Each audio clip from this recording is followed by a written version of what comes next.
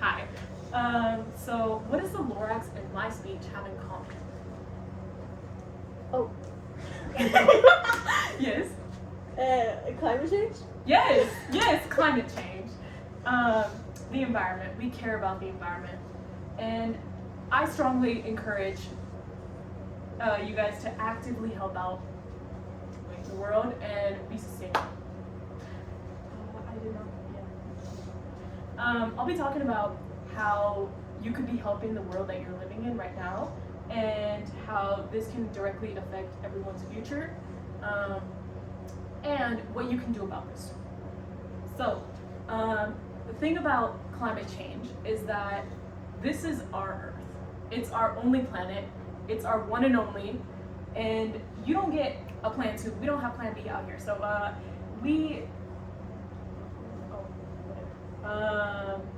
so when you help recover the planet, you're literally helping recover, like, the animals on this planet.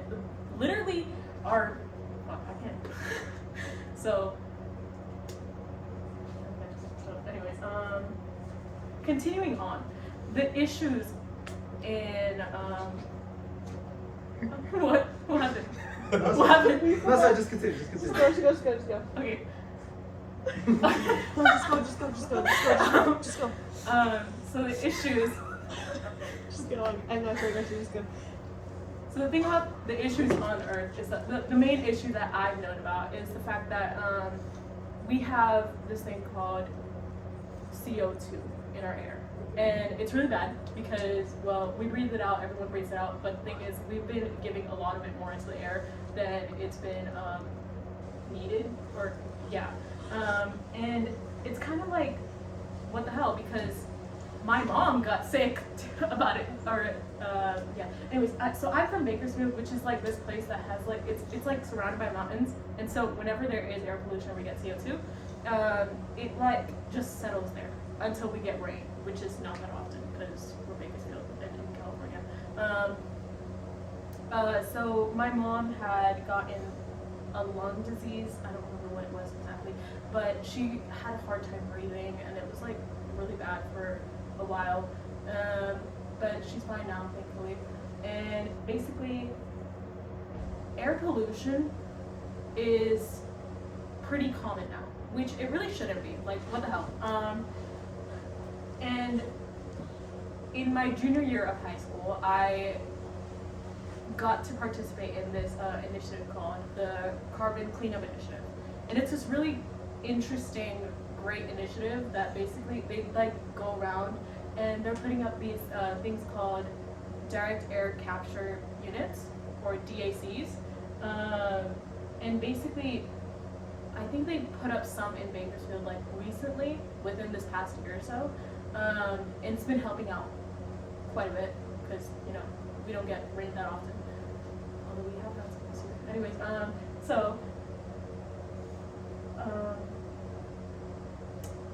what has CCI done, or Carbon Cleanup Initiative, done for Bakersfield? The interesting thing is that I learned about it for a good while. I was even on the news about it. I had a great time learning about it. And my teacher was a great like example leader for that. Still love her to this day.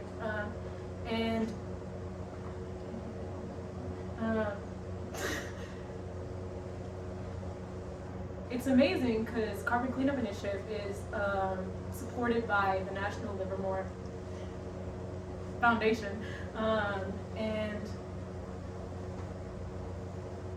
it's like a national lab, and I think they're trying to help out the rest of the nation too now. It's not just California.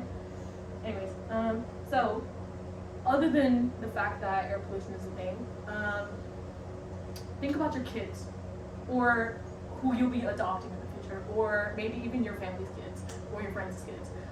Because if we don't do something right now, they're gonna have to deal with this horrible climate change, this horrible like heat waves that we're gonna deal with, these the air pollution, the water being polluted, everything.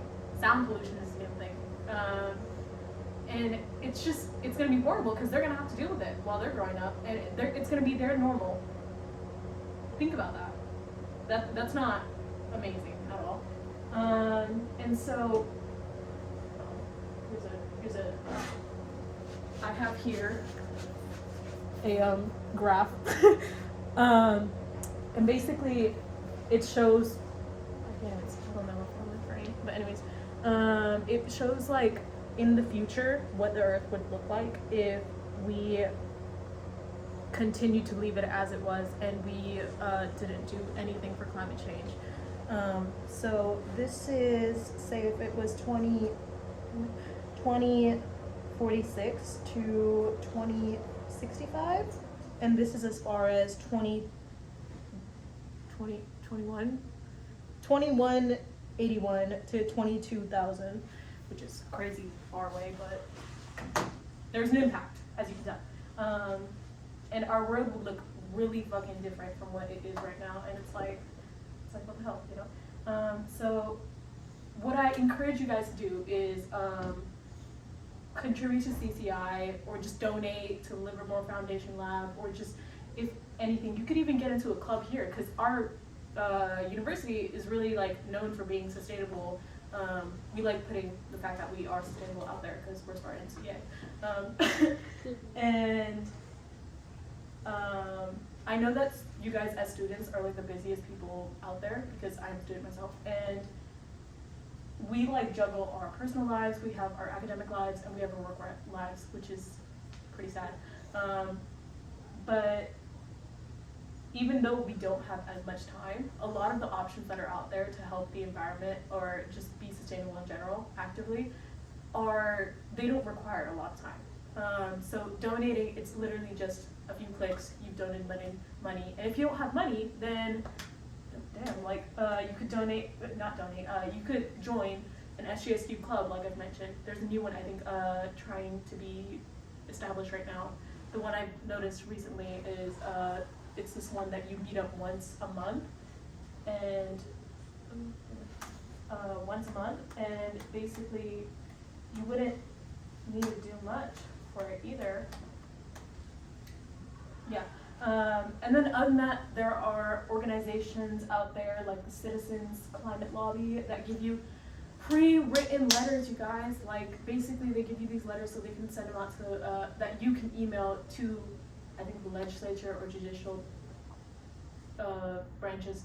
And although I don't right now know what those letters are for, I can find out, and I'm pretty sure that you guys would love to do that because they're pre-written. And so to close off, I again strongly encourage you guys to be actively involved in helping the world out sustainably. And so I've talked about how the Earth is our planet and we should help it out, and how it's our future that's going to be directly impacted, and what you can do to really help the situation out. And so, as the Onceler said in the last moments of the Lorax, unless someone like you cares unless someone like you cares a whole awful lot, nothing is, oh my god. Unless someone like you cares a whole lot, nothing is gonna get better. So, yeah.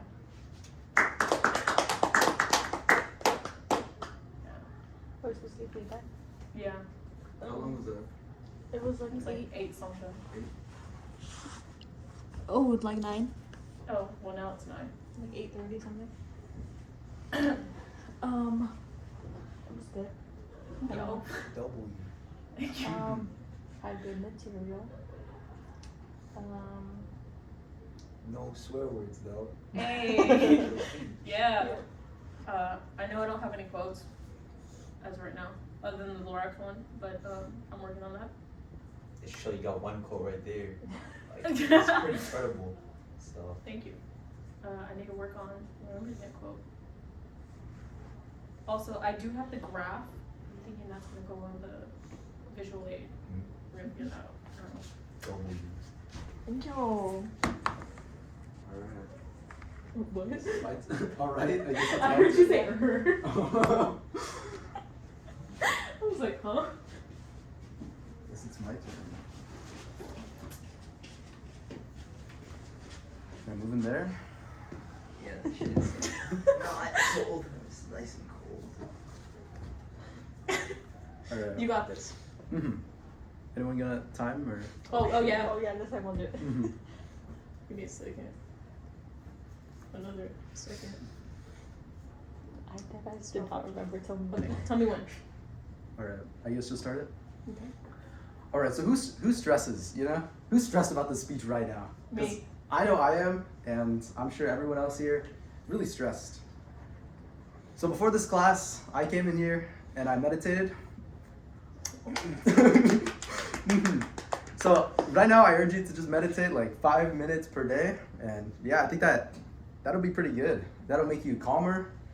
It'll make you calmer, you'll have reduced anxiety, increased productivity, and you'll get better sleep. So less anxiety. According to Alessia Lockett, a wellness content creator, meditation is only one of many approaches that can significantly help improve mental health conditions like anxiety and depression. So anxiety is very common. A lot of people have anxiety. Who has anxiety right now? Wow, all of us. That's crazy. So I'm sorry. that's crazy. So people that have anxiety, meditation can help you. It'll help you lower the anxiety, you know? So let's lower this anxiety in the room with an example. I'm gonna demonstrate how to meditate, all right? All right. All right. I need everyone to close your eyes. Everyone take a big breath in with your nose and exhale with your mouth. All right. Breathe in.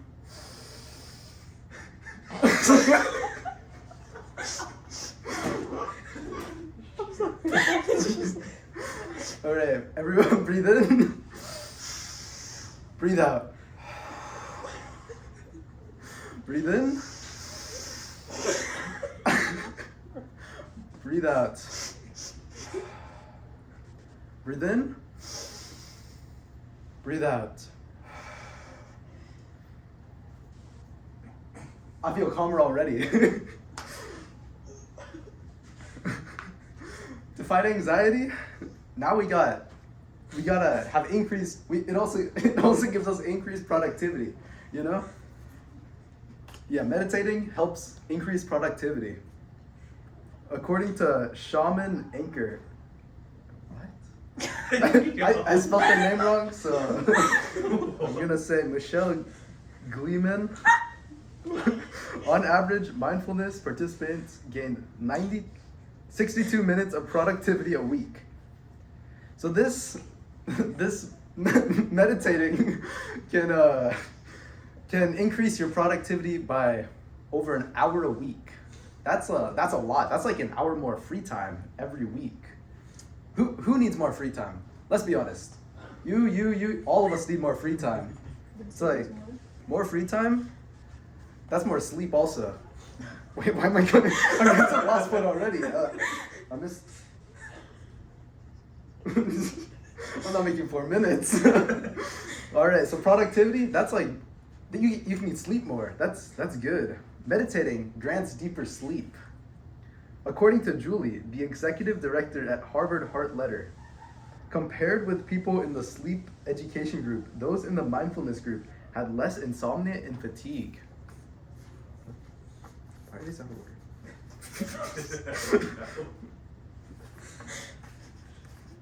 This one? All right. Sorry, my note cards are a little out of order. Yeah, I got them fixed. Where was I? Yeah, so mindful meditation gives you deeper sleep, and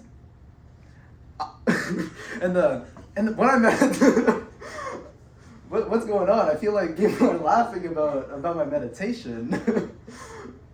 So when I meditate, I get, me personally, I get deeper and better sleep, which really helps, you know? Guess I'm on my counter argument now. So according to a survey by Magda Zena, one of the most common reasons people reported for not being interested in meditation is a perception of not having enough time. So some meditations take 45 minutes.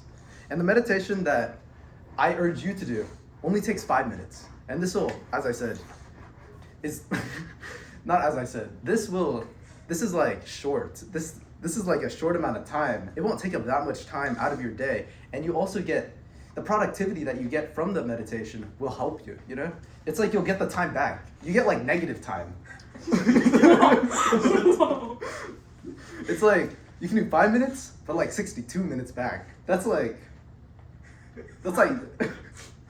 negative 57. Yeah, what kind of physics?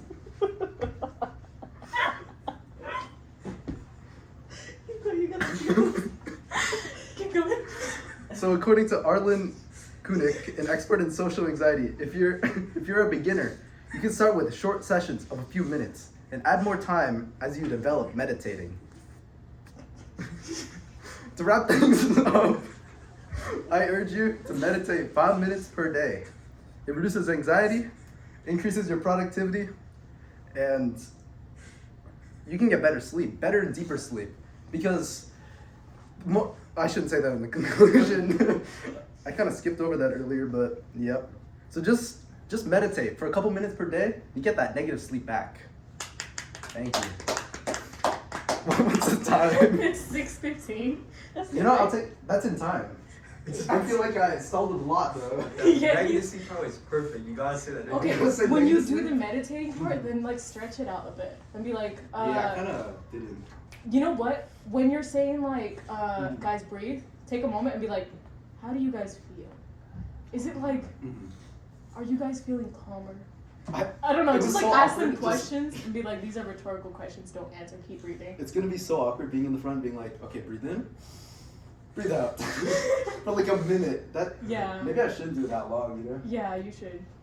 I think you should just like find those random videos. Oh, I forgot, there was this app. It like helps you Oh, I'm meditate. supposed to talk about the apps. I forgot. No, wait, you didn't forget. What?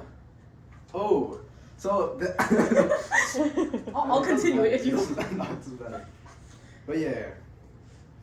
Is that it? Who's up next? Yeah. W. Thank you. Oh, yeah. Good job. Alright, give me like a minute or two Okay. or 3. I'll set the timer for that. I bet. You set the timer? No, I didn't. It was a stopwatch. I found my quote while you were. I kind of locked in for a second, but then I kept laughing. I'm not gonna lie, you make my cheekbones hurt. My Like- face is really hot right now. you. Like I'm burning up right now. Okay, She was fun. whenever you're ready. Alright, how did your lights on? Loki cannot read my cards. It's over there. We should have been there. Yeah. I don't know what my glasses are either, so like it's not whoa. good. That's so much better. Alright. Whenever you want. 3, 2, alright, 1, go, alright. What if I told you that this semester my sleep schedule has looked like a 3 a.m. to 1 p.m. sleep schedule while maintaining a 4.0 as a CS major? Although my friends are pretty much very concerned for my health right now, I'd say I never felt better. And this is because I created a sleep routine that worked for me. Today, I'm going to be talking to you guys about why you should prioritize your sleep and create a proper sleep routine. The main points I'm going to be going over include how creating a sleep routine can positively impact your mental health, your physical health, and other parts of your life.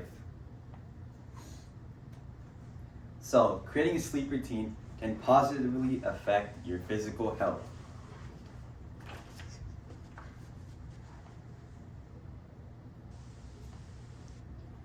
Okay, physical health, right? So, when we are asleep, our bodies actually repair themselves. It has been common knowledge that everything besides our brain and our heart pretty much go to sleep while we are asleep to repair and do what they do while they are sleeping, you know? According to Harrison Ween of the National Institute of Health, everything from blood vessels to the immune system uses sleep as a time for repair. There are certain processes that occur in the body mostly or most effectively during sleep. So, kind of a personal example for this, I remember over quarantine, I was 30 pounds heavier, I was eating too much, I was sleeping too little. That does not go well together. But as I fixed my sleep routine, coming out of quarantine, going into junior, senior year of high school, and then even college, I dropped those 30 pounds and I never felt better because I prioritized sleep. Personal experience right there. Now that I talked about the physical health benefits, oh shit, I forgot. Okay, and now my graphics. So, on the left here, we have a chart of average weight loss based on the amount of sleep. So, on the left over here, we have 8.5 hours in bed versus 5.5 hours in bed over a 15-day period. As you can see, the people in the 8.5 hours of sleep per night lost about 1.5 pounds of fat and a little bit more than that of muscle in the 15-day period. However, the people in the 5.5 hours in bed lost a mere 0.5 pounds of fat compared to almost 2.5 pounds of muscle. You don't want to lose your muscle, you want to lose your fat. And then over here is just a graphic on how you can sleep better and how it affects your physical health, showing a bunch of negatives that can happen from when you don't regulate your sleep, which include Alzheimer's. You don't want that. High blood pressure. You don't want that. You nodding. Okay, now that I talked about how creating a proper sleep routine can benefit your physical health, I'm going to talk about how it benefits your mental health. So, creating a proper sleep routine can help you fix or maintain your mental health, as it can help regulate negative emotions and sentiment and regulate your cortisol production. So as we know, cortisol is a stress hormone in your brain, and it often gets releases when you face stressful situations. And no one really likes waking up in general, but think of how much more stressed you feel when you wake up and you're like, damn, I got like 5 hours of sleep. I could really just go back to bed right now. You know what I mean? So, sleep more. And according to Columbia University's Department of Psychiatry, the sleep deprivation studies show that otherwise healthy people can experience increased anxiety and distress levels following poor sleep. Those with mental health disorders are even more likely to experience chronic sleep problems and even increased risk for suicide, which is not good. You don't want that, so sleep more. Also in high school, I remember, especially during junior year, my mental health was not the best. I was sleeping like 5 hours a night because these APs, waking up at 8 a.m., sleeping at 3 a.m., it was not the move. And then when I started sleeping more, second semester of senior year, when I started easing up and enjoying my high school life, I realized how much happier I really was. Now, can you look at my graphics? We have one here showing the percentage of children that are not getting enough sleep, which is almost 60%, which is really concerning. And it shows how 68% of them have concentration problems, 75% have impulse control, and the rest of these other things here that we don't want to see in children, especially while they're developing. We also have this graph of mental health problems versus the average amount of sleep reported by the people that have them. As we can see, a majority of all these mental health problems in both female and male participants were reported under 7 hours of sleep. And we see that the amount drastically goes down as the sleep goes above that range. So, create a sleep routine, sleep more. Now that I talked about how sleep can affect your mental health positively, I'm going to talk about how it can improve your performance in all other aspects of life. So, when you don't sleep properly, you often fall into traps like having microsleep and being less productive. Do any of you know what microsleep is? Probably not, but you've probably experienced it. Have you ever been going through your day and then you feel like you just woke up all of a sudden, you forgot what happened in the last 5 minutes, you're reading an article, you read 2 paragraphs, and you're like, wait, I didn't absorb a single thing that just happened. That could in fact be microsleep, and that often happens when people are sleep deprived. Also, less productivity. Although some people think that sleeping less means more money because you have more time to do work, this is actually not the case. However, according to the American Academy of Sleep Medicine, the highest odds of being a short sleeper were found among adults who worked multiple jobs.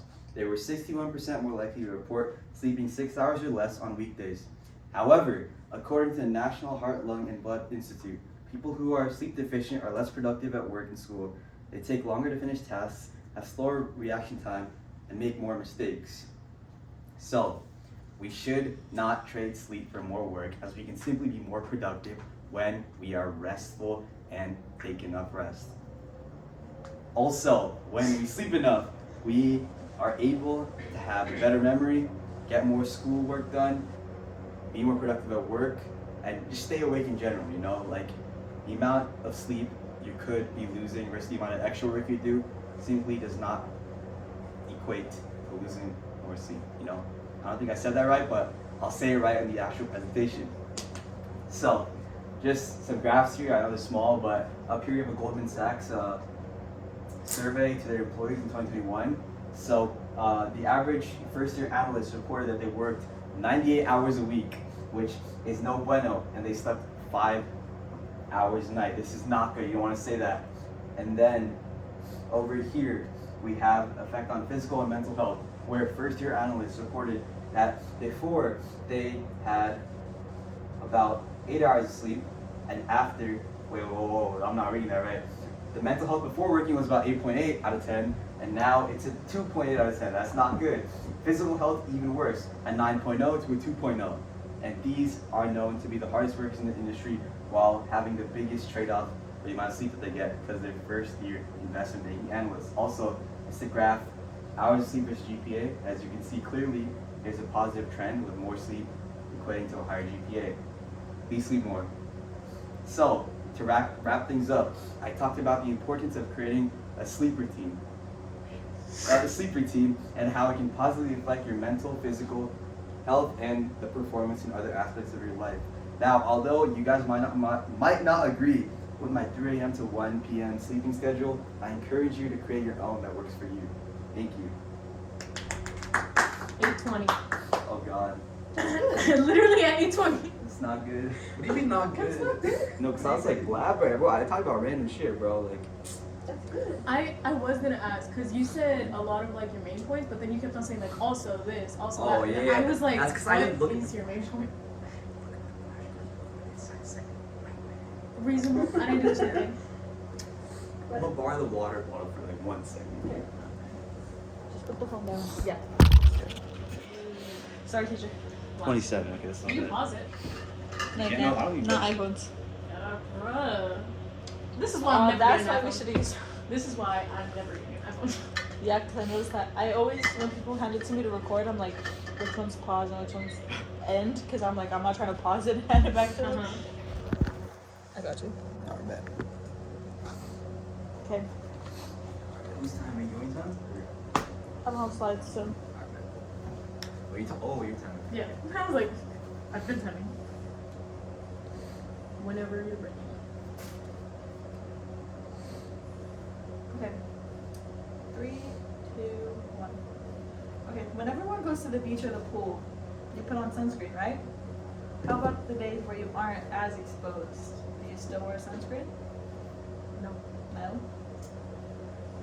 I strongly encourage everyone to wear sunscreen because not only does it protect you, but also prevents you from gaining bad things. And I will, no, that's not how it's supposed to go. But, okay, I lost count. Where was going? Anyways, where's this? So, for one, protection. Wearing sunscreen will protect you from many things. One of the main things it will protect you from is skin cancer. Skin cancer is the most common cancer out of all the cancers. And according to Robert Paul, every year more than 96,400 people will be diagnosed with melanoma, which is a type of skin cancer. The most dangerous type of skin cancer. And about 7,200 people will die from it every year. Now, this is where it gets a little sad, guys, sorry. My grandma had metastatic melanoma last April. She got diagnosed with it, and then she passed 5 months later in September. So since then, me and my mom, obviously, because melanomas are genetic, but the other type of skin cancer is not genetic. Since then, we've been taking more precautions. We've been wearing sunscreen all the time. That's why I picked the big death. So not only does it protect you, but it also prevents. Not only does wearing sunscreen protect you, it prevents you from wrinkles.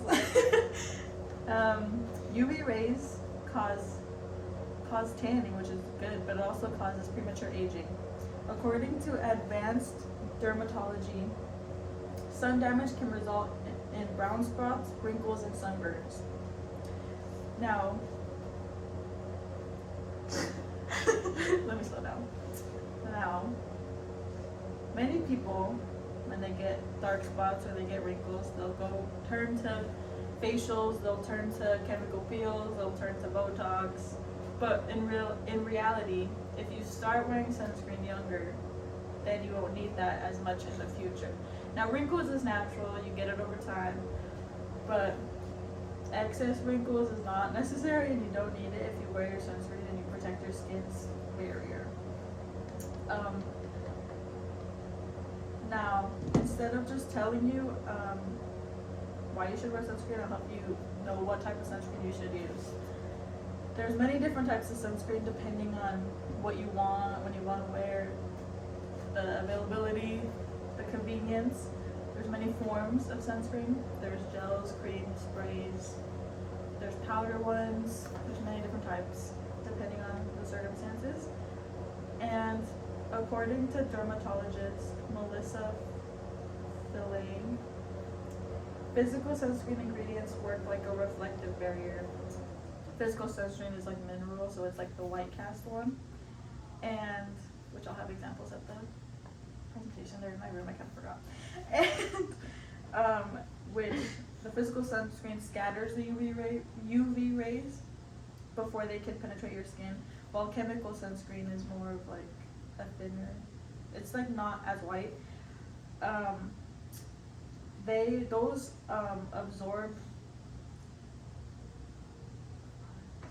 absorb the UV rays before they penetrate your skin, so the other one pushes it away, this one absorbs it. Don't know what that means though, but now I personally use a chemical sunscreen on my face, so I don't have a white cast, because when I wear makeup, I don't want to look like a ghost. I'm already white enough. And on the rest of my body, I use a mineral sunscreen because I don't really care. It's my body, but my face, I won't make it look pretty.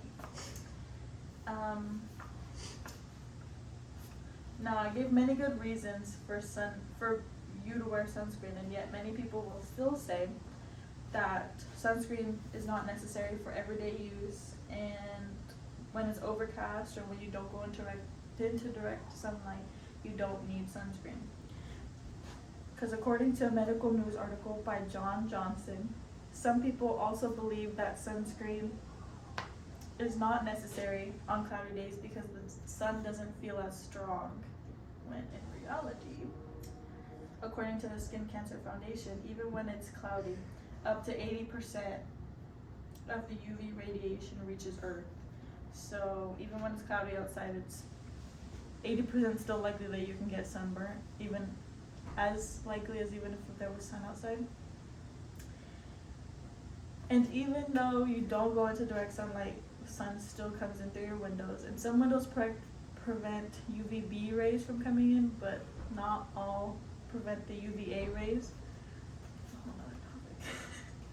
And even some fluorescent lights in offices have UV rays, and also telephones have blue light, which can cause dark spots on your face or hyperpigmentation from excess use, because as teenagers, we are always on our phones all the time, and we don't if we're not wearing sunscreen, the light just be sucking in and we're just messing up our skin. What time is that for you? 5:53. That's good. No, it's not. It's 6 So, to wrap things up, I hope everyone starts wearing sunscreen every day. As I said, the reasons you should wear sunscreen are for protection and prevention. And I've told you what types. I'll give you real examples on. I'll have more because I have slides, so I'll have to. Yeah, slides take Yeah. Because I have pictures. Are you done then? No. Sorry. Now, try not to get wrinkles or cancer. Wear your sunscreen. Okay. That's it. 6:21. Because I'm gonna have slides and I have pictures of all the different types of sunscreens, and I'm gonna talk about them with their UV thing, you know. Yeah. But I don't have that yet because I didn't put on the slides. Yeah. But I know what they are, and I have it. So it'll be longer, trust teacher. What was the time supposed to be? 6 to 8. It's a 6 to 8, right? Or is Yeah. it 7 to 8? 6 to 8. So I'm technically open. I am. Compared to you guys. It's okay. It's chill. We're gonna? Or Yeah. Yeah, Want to add anything? we can end the thing because we've already kind of like just talked about visual theory. Okay, bye, teacher.